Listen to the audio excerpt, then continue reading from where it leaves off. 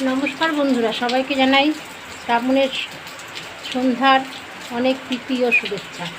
আজ আমার নিবেদন শ্রাবণের বৃষ্টি। শ্রাবণের সন্ধ্যা, বৃষ্টি পড়ছে ঝমঝম, চারিদিকে শোনা যায় বৃষ্টির শব্দ আর খিচুড়ি রান্নার সুবাস।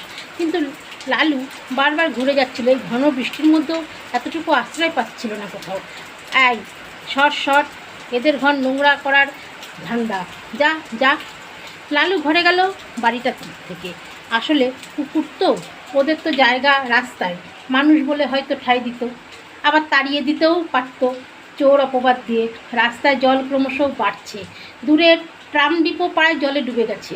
লালু অতি কষ্টে জলটুকু মারিয়ে নান্টুর চায়ের দোকানে ঢুকলো। জানে ও ওখানে লাতি ঝাঁটার বেশি কিছুই জুটবে না, তবুও চায়ের দোকানের ঝাঁপ বন্ধ করতে যাচ্ছিল নান্টু। হঠাৎ দেখে বেঞ্চে গুটিসুটি মেরে শুয়ে আছে লালু। কী রে, এখানে শুয়ে ঠাঁই দেয়নি কেউ? চিন্তা নেই, আমি তো আছি, এই বলে ওকে কোলে তুলে নিল নান্টু। বাইরে তখনও বৃষ্টি পড়ছে, পরিবেশটাও বেশ শীতল, কিন্তু চায়ের দোকানে ভাসছে উষ্ণতার পরশ। যে উষ্ণতা সেবার, যে উষ্ণতা ভালোবাসার।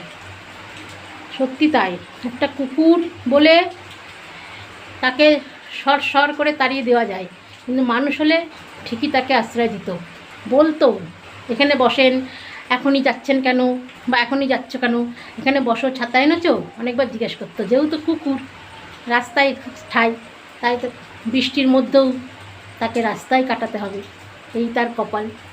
ধন্যবাদ।